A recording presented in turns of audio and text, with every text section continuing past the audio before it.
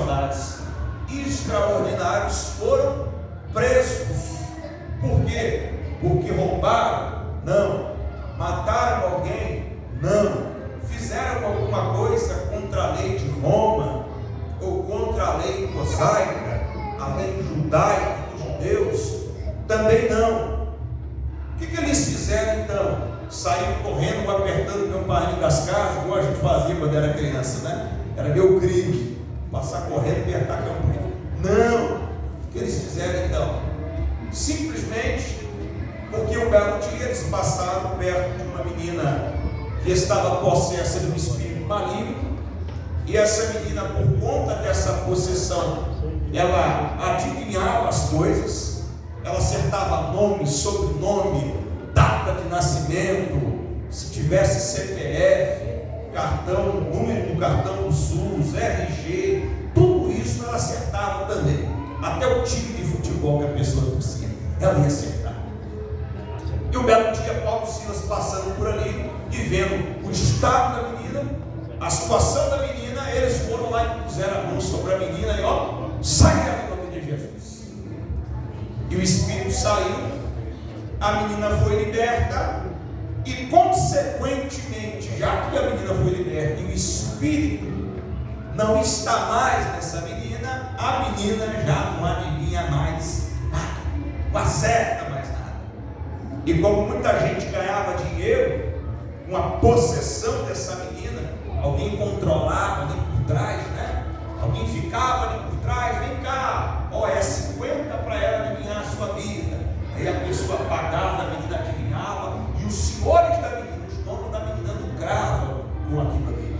Só que agora, como a menina não adivinha nada mais, não acerta nada mais, como é que esse povo vai ganhar dinheiro, né? Não ganha mais dinheiro. Então eles ficaram muito bravos e resolveram então fazer o quê? Vamos pegar esses homens que deram prejuízo para a gente e agora nós vamos dar um prejuízo deles.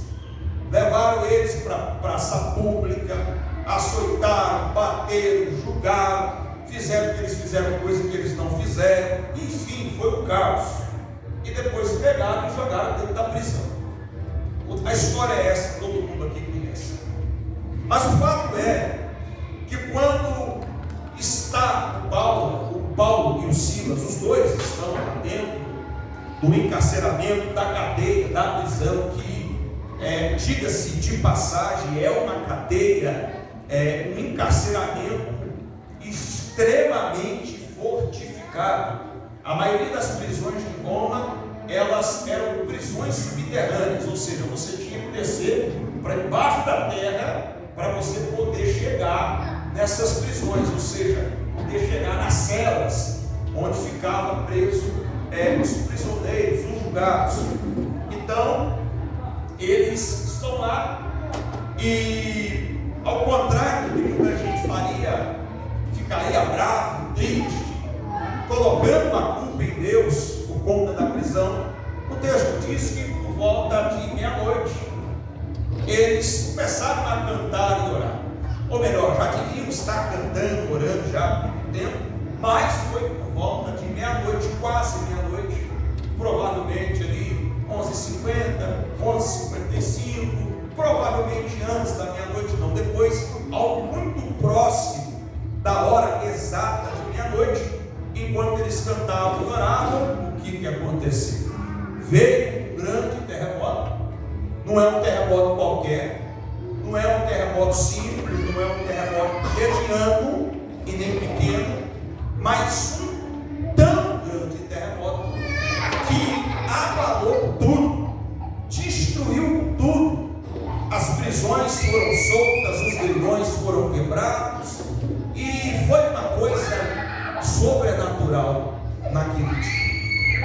Esse texto, como eu disse, é um texto do princípio. A história é do princípio. Porém, duas coisas me chamam a atenção nessa história. E é por isso que eu escolhi esse texto. Duas coisas me chamam a atenção nesta história. A primeira delas, versículo 27 e 28, se você puder me ajudar. Eu estou pregando, não estou dando estudo. Fica tranquilo, porque carra algo daqui a pouco a pouco pega. Mas eu preciso que que você entenda essas duas coisas que me chamaram a atenção no texto. Primeiro, no versículo 27 e versículo 28, que nos diz assim: e acordando o carcereiro, e vendo abertas as portas da prisão, o que ele fez? Tirou a espada e quis matar-se, pensando ele que os presos haviam fugido. Versículo 28. Mas Paulo clamou com grande voz, dizendo: não te faças nenhum mal, ou seja, não te mates, não tire a sua própria vida, porque todos nós aqui estamos, ou seja, ninguém fugiu. A primeira coisa que a gente pensa é quando o terremoto acontece, e acontece porque Paulo e Silas estavam cantando e orando a Deus, cantando hinos de adoração a Deus, é que Deus olhou para aquilo e disse: que coisa linda, né? Maravilhosa. Os meus servos foram presos, apanharam, estão algemados, estão feridos no meio de criminosos perigosos, mas ainda assim estão cantando, adorando, louvando o meu nome, buscando a minha presença. Eu vou mandar um terremoto para lá, vou abalar com tudo, vou quebrar com tudo e vou mostrar para eles que por causa da adoração deles, eu estou dando livramento para eles. Não é isso? E aí eles podem o quê? Eles podem fugir. Eu mando um terremoto, quebro tudo, abalo tudo, e aí Paulo e Silas podem fugir. Eles vão ficar felizes. Olha, enquanto a gente cantava e orava, Deus mandou um terremoto para nós, quebrou com tudo, quebrou as nossas cadeias, e agora é só a gente ir embora. A gente pode ir embora agora. Só que eles não foram. E você sabe que dos muitos atributos que Deus tem, são muitos atributos, né? Eu passaria aqui a noite inteira falando sobre esses atributos. Mas dos muitos atributos que Deus tem, 3 deles, só para a gente se lembrar. 3 deles: Ele é onipotente, Ele é onipresente e Ele é onisciente. O que é que significa ser onisciente? Sabe de tudo. Onisciente, ciência de tudo. Então, se Deus é onisciente, ou seja, se Deus sabe tudo, Deus sabia que mesmo mandando terremoto, quebrando cadeia, quebrando algema, quebrando grilhão, tudo isso, Paulo e Silas não iriam fugir. Então, para que Deus mandaria terremoto para Paulo e Silas? Para que Deus enviaria um terremoto para quebrar os grilhões, quebrar as cadeias, as algemas, se isso não ia servir de nada para Paulo e Silas? Paulo e Silas ali estavam e Paulo e Silas ali iriam permanecer. Esta é a primeira coisa que me chama a atenção no texto.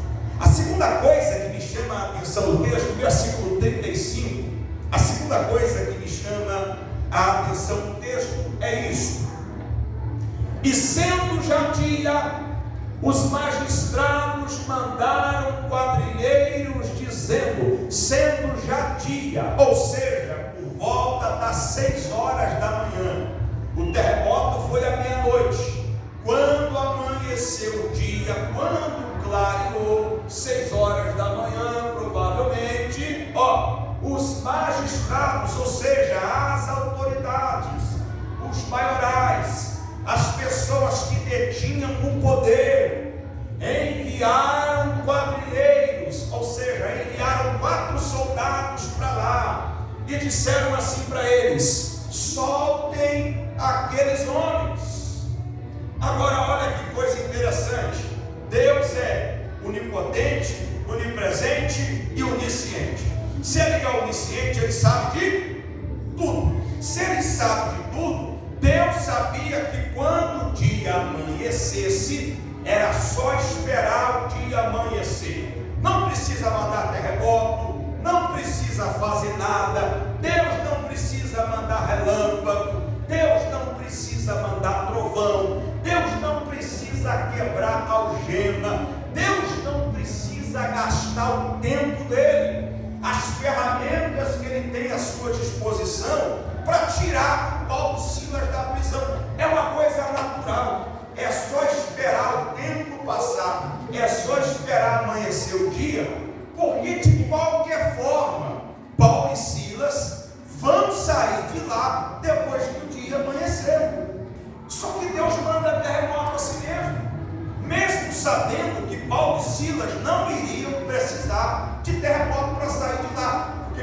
dia amanhecesse, os próprios magistrados, por sua conta própria, diriam o quê? Mantenham esses homens presos? Não, diriam o quê? Soltem estes homens. Isto me faz entender, me faz concluir, pastora Marília, que talvez a nossa concepção de que Deus tenha mandado um terremoto para Paulo e Silas por causa do louvor e da adoração, talvez esteja meio equivocada, porque não faz sentido. Parece que eu estou embolando tudo, né? Mas não faz nenhum sentido Deus mandar um terremoto para tirar de dentro da prisão alguém que não vai querer fugir. Não faz sentido Deus mandar um terremoto para tirar de dentro da prisão pessoas que de forma natural, depois que o dia amanhecer, irão sair de lá. Isso me faz pensar que existe uma outra razão para o terremoto. Existe um outro motivo para que Deus tivesse tido todo esse trabalho de mandar um terremoto, de mostrar o seu poder, de agir no sobrenatural, de quebrar a cadeia, de arrasar com tudo. Existe uma outra razão por trás de tudo, que quando a gente olha só para o momento da adoração de Paulo e Silas, a gente não consegue entender. Agora preste atenção, vamos lá comigo, Atos 16, versículo de número 9. Vamos dar uma olhada nesse texto aí. Aqui eu começo a desembolar. Atos 16, versículo de número 9. Muito antes de Paulo ir para aquela cidade onde ele vai expulsar o demônio da menina. Ó, o momento lá de Paulo e Silas cantando meia-noite é Atos 16, 25. A gente foi para Atos 16, versículo 9. Olha lá o que vai acontecer. E Paulo teve de noite uma... Me ajuda aí, irmão. E Paulo teve de noite uma visão. O que ele viu nessa visão? Olha, um homem se apresentou na Macedônia, que é onde ele vai ser preso, e disse para ele: passa para Macedônia, ou seja, vem para Macedônia e ajuda-nos. Ó, Paulo está lá de boa, dormindo, tirando um cochilo, deitadinho, descansando, quando de repente ele teve uma visão. Nessa visão havia um homem. Quantas pessoas? Quantas pessoas? Um homem. Qual é o sexo da pessoa? Homem. O que esse homem dizia? Vem para Macedônia. Faz o quê? Ajuda-nos. Singular ou plural? Um homem na região da Macedônia dizendo: vem para cá e ajuda a gente. Olha que coisa interessante. Agora vamos voltar lá. Lá no versículo de número 27, novamente, do capítulo 16, ó, e acordando o carcereiro, e vendo abertas as portas da prisão, tirou a espada e quis matar-se, cuidando que os presos já estavam, ó, longe, tinham fugido. 28, mas Paulo clamou com grande voz, dizendo: não te faças nenhum mal, porque todos nós aqui estamos. Versículo 29. E pedindo-nos saltou. O carcereiro deu um pulo, todo trêmulo, e se prostrou diante de Paulo e de Silas. Versículo 30. E tirando-os para fora, disse para eles: senhores, preste atenção para que você entenda. O que é necessário eu fazer para me salvar? O carcereiro está querendo salvação. Parece que a coisa estava tão feia para o carcereiro, que quando o carcereiro acordou e ele olhou e ele viu o estrago que o terremoto havia feito, ele pensou em tirar a sua própria espada e tirar a sua própria vida. Mas agora ele está olhando para o Paulo, ele está olhando para o Silas, e ele está fazendo uma pergunta: senhores, o que é que eu tenho que fazer para ser igual a vocês? O que é que eu tenho que fazer para me salvar? Versículo de número 31. E eles responderam: crê no Senhor Jesus Cristo e será salvo tu e a tua casa. Tu é singular, é um. Tu e tua casa não é plural, é mais de um. Agora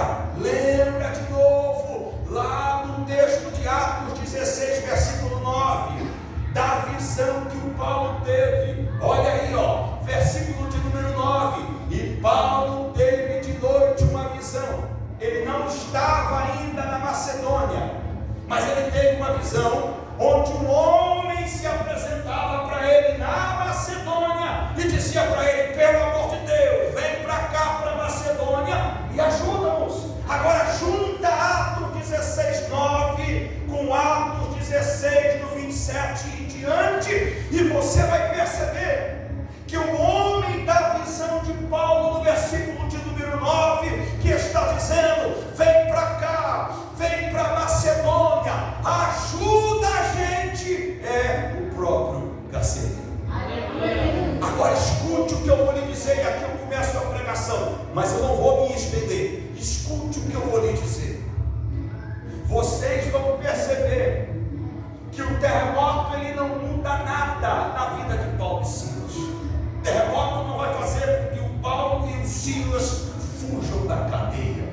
O terremoto não vai fazer com que o Paulo e Silas vejam Deus maior do que a maneira que eles já conseguem ver. Para eles Deus já é grande, para eles Deus já é poderoso, para eles Deus já é extraordinário. O terremoto, entenda isso, não muda nada na vida de Paulo. O terremoto não muda nada na vida de Silas. O terremoto não muda nada na vida destes servos do Senhor, mas na vida do carcereiro, o terremoto é um divisor de águas. Na vida do carcereiro, o terremoto é o marco de uma nova trajetória que vai se iniciar. Na vida do carcereiro, o terremoto representa muita coisa. Agora eu estou pregando. Então o pregador quer dizer que se eu acreditar mediante a essas referências que você me deu, que o terremoto então não é para Paulo e Silas, porque Paulo e Silas não iriam precisar. Primeiro, porque eles não fogem. Segundo, porque quando o dia amanhece, alguém vai lá e vai mandar soltar eles do mesmo jeito. Então, se eu acreditar que o terremoto não é para Paulo e Silas, e eu passar a acreditar que o terremoto então é só para mudar a vida do carcereiro. Não, não é só para mudar a vida do carcereiro. É para mudar a vida do carcereiro, é para mudar a vida da família dele, da casa dele. Os outros presos que estavam ali e que também escutavam vão ter a vida transformada também por causa do terremoto. Na vida dessas pessoas o terremoto representa muito. Então, se eu acreditar que o terremoto então não é para Paulo nem para Silas, porque eles não precisam.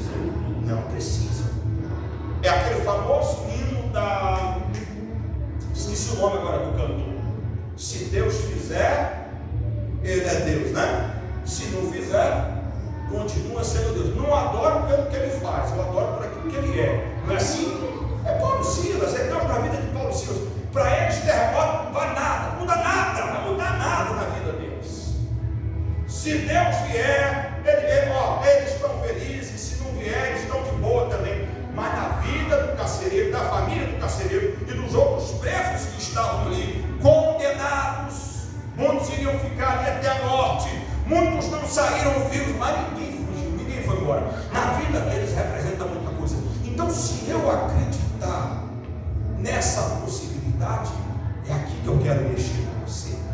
Então, quer dizer que para mudar a vida do carcereiro, pastor, para mudar a vida de uma família, a família do carcereiro, para mudar a vida dos presos que estavam ali, gente que roubou, gente que matou, gente que estuprou, gente que fez isso, fez aquilo, gente com 2, com 3, com 4, 5, 6 crimes nas costas, gente que está ali porque merece, porque fez para estar ali, para mudar a vida dessas pessoas. Deus meio que fez de Paulo e Silas um fantoche, um boneco, uma massa de manobra para fazer com que a vontade dele sobre a vida dessas pessoas pudesse então valer. Não, porque Deus tinha outras maneiras de alcançar o carcereiro. Tinha ou não tinha? Tinha. Se Deus hoje de manhã disser, eu vou descer sentado nas asas de um querubim e eu vou conversar com a pessoa que eu quero salvar, Deus pode fazer isso. Deus pode enviar uma forma teofônica, Deus pode enviar o anjo Gabriel, Deus pode fazer as pedras falarem. Deus tem tantas maneiras de salvar a vida de alguém, de manifestar para alguém. Mas não, Deus fez o Paulo, o Silas, sair lá de onde eles estavam.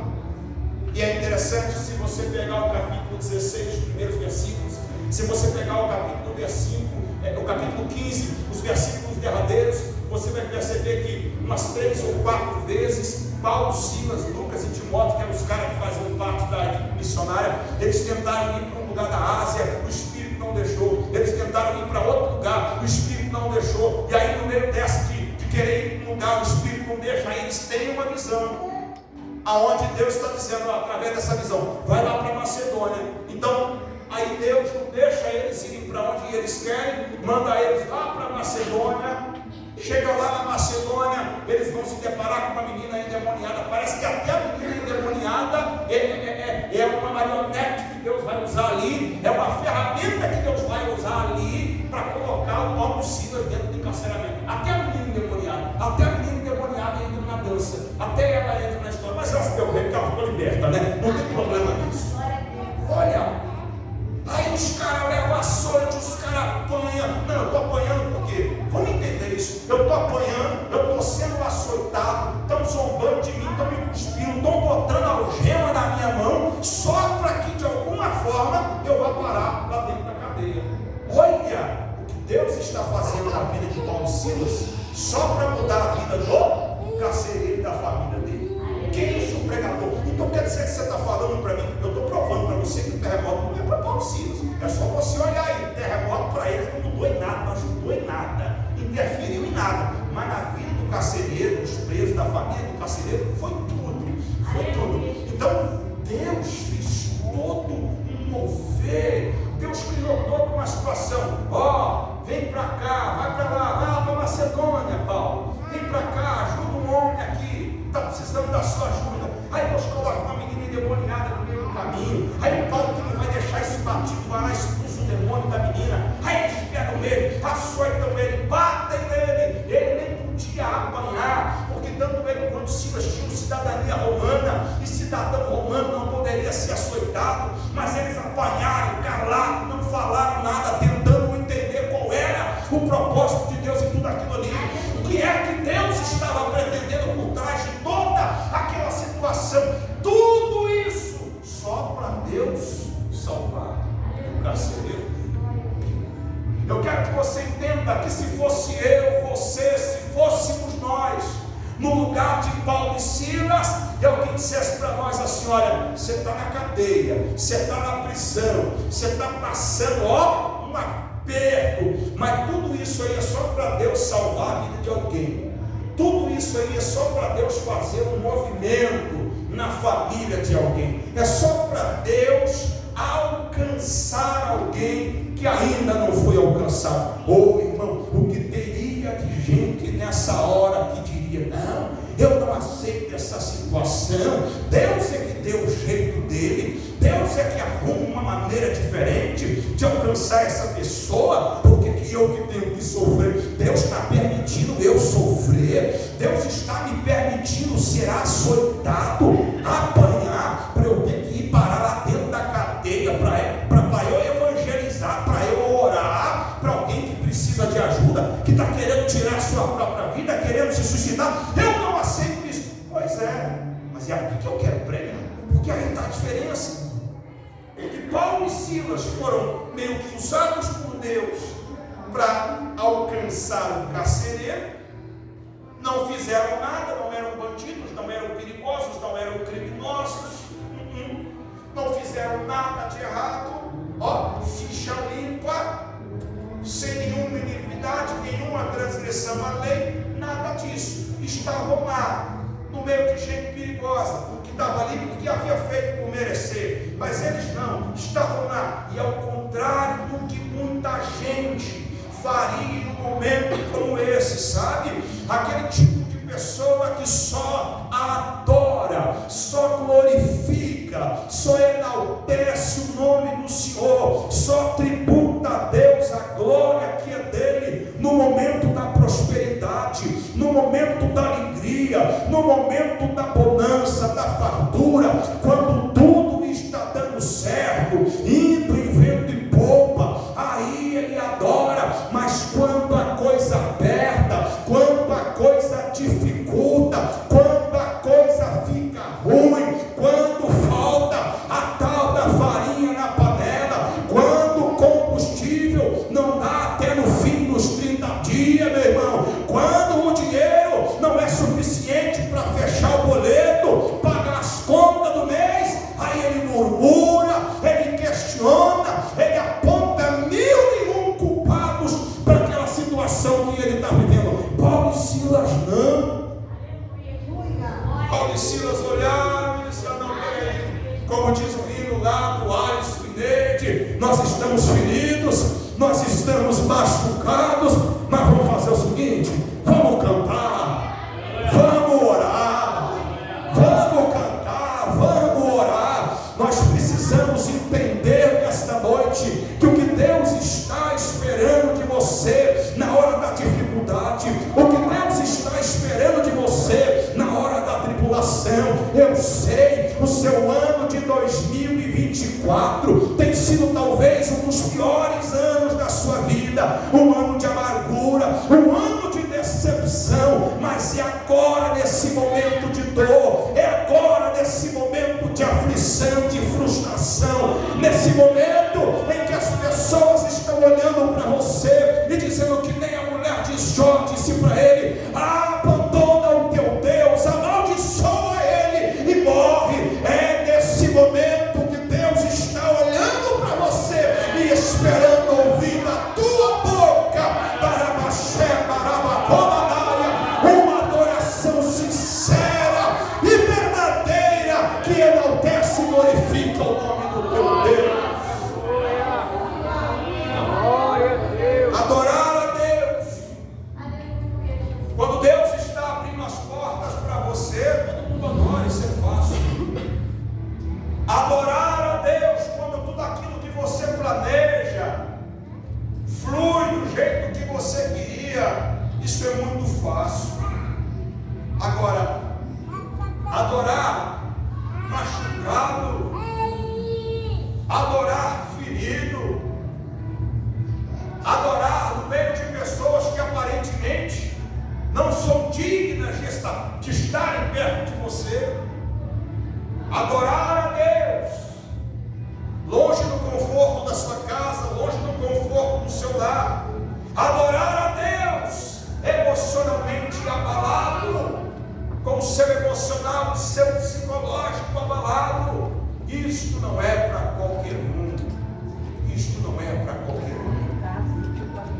Eu me recordo nesta noite de uma das palavras do Senhor Jesus àquela mulher, quando aquela mulher perguntou para ele, aquela mulher samaritana, e ela disse: mestre, onde é o local exato, o local certo que nós devemos adorar? É no templo, é nos montes, nas montanhas, onde é? E Jesus respondeu para ela de forma muito sábia e inteligente: em nenhum dos dois, não é no templo, não é nas montanhas, nos montes, mas Deus procura aqueles que adoram em espírito e em verdade.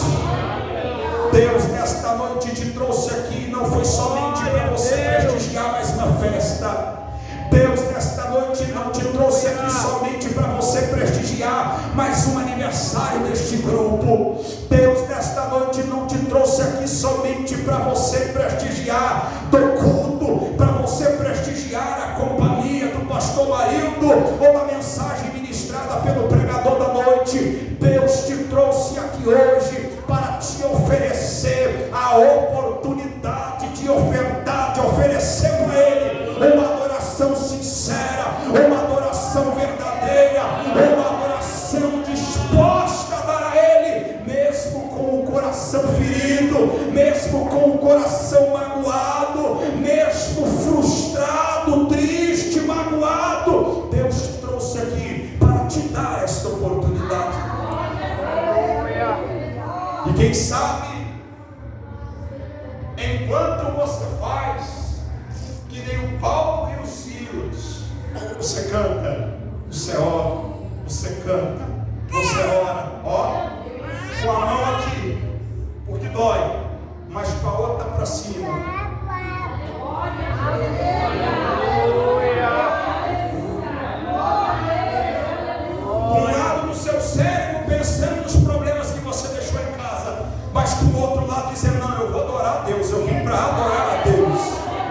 Quem sabe quando você faz isso, Deus também não faz em prol da sua vida aquilo que Ele fez em Atos 16.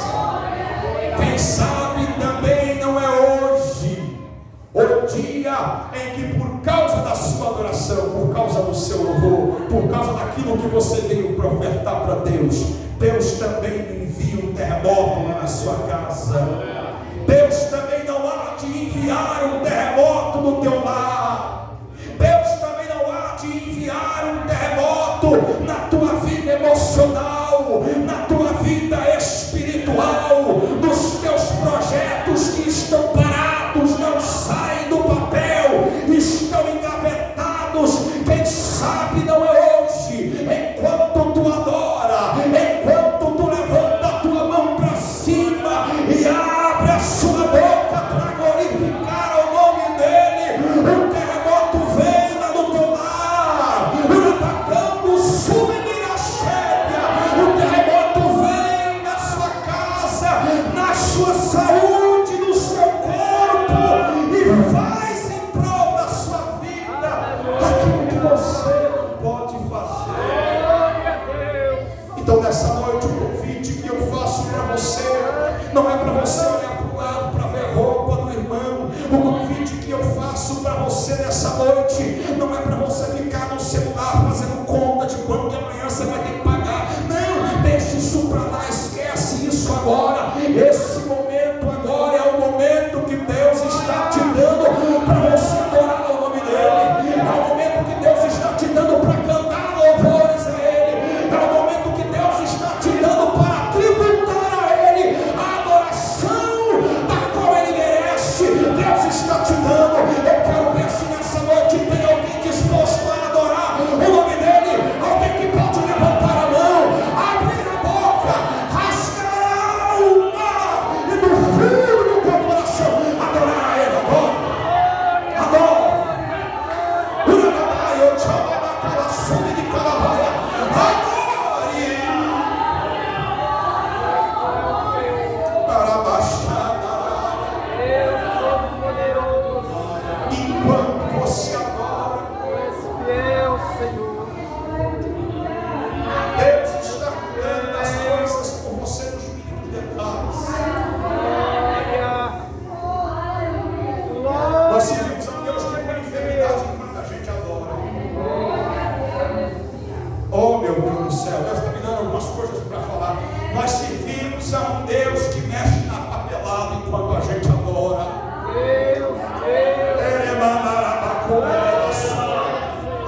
Olha o que eu vou dizer. Nós servimos a um Deus que preenche documentação enquanto a gente adora. Um Deus que entra com resposta, que entra com influência em lugares onde você não tem ninguém para pelejar por ti. Você diz assim, mas eu não tenho